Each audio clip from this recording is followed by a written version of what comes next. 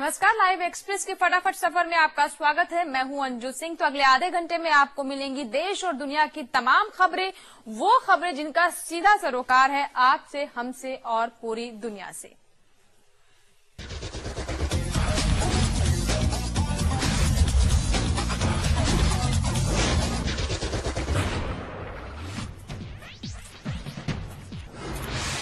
गुजरात के मुख्यमंत्री नरेंद्र मोदी के लिए सुप्रीम कोर्ट से बुरी खबर है। सुप्रीम कोर्ट ने एसआईटी को आदेश दिए हैं कि गुजरात दंगों में नरेंद्र मोदी की भूमिका की जांच करे और 3 महीने में अपनी जांच रिपोर्ट अदालत को सौंपे। सुप्रीम कोर्ट ने यह आदेश एक याचिका पर दिया है। ये याचिका गुजरात के पूर्व कांग्रेसी सांसद एहसान जाफरी की विधवा ने दायर की थी। याचिका में नरेंद्र मोदी पर निशाना साधते हुए कहा गया है कि गोधरा कांड के बाद गुजरात में हुए दंगों की साजिश नरेंद्र मोदी ने रची और उनके 62 बड़े अधिकारी और नेताओं ने दंगों के खिलाफ कार्रवाई में ढील बरती, जिसकी वजह से दंगों में काफी जाने गई और अपराधियों के हौसले बुलंद हुए। इस मामले की याचिका 3 साल पुरानी है, लेकिन सुप्रीम कोर्ट का आदेश ऐसे माहौल में आया है जब चुनावी मेला है। जाहिर सी बात है कि नरेंद्र मोदी के विरोधी सुप्रीम कोर्ट के इस आदेश को अपने पक्ष में बनाने से कतई पीछे नहीं हटेंगे। भारत सहित दुनिया भर के देशों से लड़ाई के दबाव के बाद श्रीलंका सरकार ने एलटीटीई के खिलाफ हवाई हमलों और बड़े हथियारों के इस्तेमाल पर रोक की घोषणा की है। हालांकि सरकार ने साफ तौर पर कहा है कि एलटीटीई के खिलाफ उसका ऑपरेशन जारी रहेगा। राष्ट्रपति महिंद्रा राजपक्षे की ओर से जारी बयान में कहा गया है कि एलटीटीई के खिलाफ कार्रवाई लगभग पूरी हो चुकी है, इसलिए भारी हथियारों के इस्तेमाल की कोई जरूरत नहीं है। श्रीलंका सरकार का दावा है कि यह फैसला आम लोगों को किसी नुकसान से बचाने के लिए भी लिया गया है। बयान में कहा गया है कि अब सिर्फ एलटीटीई के बंधक बने लोगों को छुड़ाने का काम बाकी रह गया है। वहीं दूसरी ओर संयुक्त राष्ट्र के मानवीय कार्यों के प्रमुख जॉन होल्स ने आज लड़ाई में विस्थापित हुए लोगों की हालत का जायजा लिया। होल्स ने पहले कोलंबो में श्रीलंका के विदेश मंत्री से मुलाकात की और फिर पूर्वोत्तर में बनाए गए विस्थापितों के राहत शिविरों का दौरा किया। एलटीटीई के खिलाफ संघर्ष में भारी हथियारों के इस्तेमाल पर रोक के श्रीलंका सरकार के फैसले के बाद भारत में राजनीतिक दल इसका श्रेय लेने की होड़ में लग गए हैं। केंद्रीय गृह मंत्री पी चिदम्बरम ने इसे संघर्ष विराम मानते हुए कहा है कि ये भारत सरकार के दबाव का नतीजा है।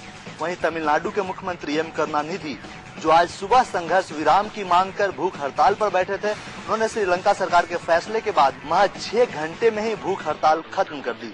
दरअसल एक दिन पहले एआईएडीएम के नेता जे जयललिता ने अपने पार्टी के रुख में बदलाव कर श्रीलंका के तमिल बहुल हिस्सों को मिलाकर अलग देश बनाने की मांग का समर्थन कर डाला।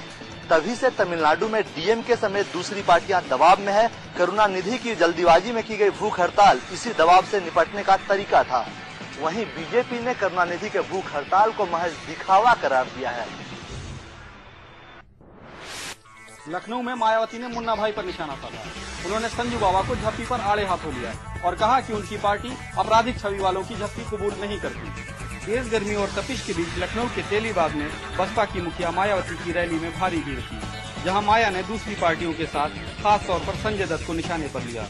उन्होंने कहा कि समाजवादी पार्टी ने लखनऊ से संजय दत्त को टिकट दिया, लेकिन कोर्ट ने उन्हें चुनाव लड़ने की इजाजत नहीं दी और अब वो लोगों को जबरन झप्पी दे रहे हैं। माया का कहना था कि दूसरों की बात तो और संजय दत्त के रवैये से खुद उनकी बहन ने झप्पी लेने से इनकार कर दिया। मायावती ने यहाँ तक कह दिया कि उनकी पार्टी आपराधिक इतिहास रखने वालों की झप्पी स्वीकार नहीं करती, बल्कि उन्हें जेल में भेज देती। राहुल गांधी ने कश्मीर के अनंतनाग जिले में काफी भीड़ जुटाई और उन्होंने लोगों को याद दिलाया कि गांधी परिवार और कश्मीर का बहुत पुराना साथ है। उन्होंने कहा कि वो सियासतदान बन के नहीं बल्कि एक दोस्त बन के आए हैं और लोगों से अपील की कि वो दोस्त के लिए वोट करें। राहुल गांधी राष्ट्रीय स्तर के पहले नेता हैं जिन्होंने कश्मीर में चुनाव रैली की और इतनी भारी तादाद में लोग जुटाए। हालांकि अनंतनाग में कांग्रेस का कोई उम्मीदवार नहीं है, लेकिन राहुल गांधी नेशनल कांफ्रेंस के उम्मीदवार डॉक्टर महबूब बेग के लिए प्रचार करने आए थे। लोगों का उत्साह उस वक्त अपने जोबन पर था जब राहुल गांधी कश्मीरी कराकुली टोपी पहनकर मंच पर आए और अस्सलाम वालेकुम कहकर लोगों के दिलों को छू लिया। लोग 2 युवा नेताओं राहुल गांधी और उमर अब्दुल्ला को एक साथ देखने के लिए उमड़ आए थे और सिक्योरिटी एहलकारों को लोगों की भारी भीड़ को काबू करने में काफी दिक्कत हुई। राहुल गांधी ने अपने भाषण में कहा कि वो कश्मीर के नौजवानों की तरफ दोस्ती का हाथ बढ़ाने के लिए आए हैं। उन्होंने कहा कि चूंकि वो और उमर अब्दुल्ला तकरीबन एक ही उम्र के हैं, इसलिए वो तोड़-फोड़ की राजनीति नहीं बल्कि प्यार मोहब्बत वाली राजनीति में यकीन रखते हैं ताकि कश्मीर और कश्मीरियों की भलाई के लिए काम किया जा सके। लेकिन देखना है कि 30 अप्रैल को होने वाले चुनावों में इतनी ही तादाद में लोग उनके समर्थन में आएंगे या नहीं। देश के पूर्व प्रधानमंत्री राजीव गांधी उन्हें बहुत मानते थे। राहुल गांधी जब कोलकाता आए पिछले दिनों तो उन्होंने कहा कि वह काफी पॉजिटिव लेडी हैं और उनकी सादगी उन्हें पसंद है। जी हाँ, हम बात कर रहे हैं तृणमूल कांग्रेस की सुप्रीमो ममता बनर्जी के बारे में। और आज सोनिया गांधी पश्चिम बंगाल के दौरे पे पहुंची और 8 साल के बाद उनका आमना सामना हुआ ममता बनर्जी के साथ और दोनों ने मिलकर मुर्शिदाबाद के लोगों से इस बात की गुहार लगाई कि वह इस गठबंधन को जिताएं, वाम मोर्चा को यहाँ से उखाड़ फेंके। दोनों ने आपस में कुछ ऐसी गुफ्तगू भी की जिससे ये लगा कि भले ही 8 साल की दूरियां रही हो, लेकिन अब भी गर्मजोशी कम नहीं हुई है। अब ये गठबंधन क्या रंग लाएगा ये पता चलेगा 16 मई के बाद।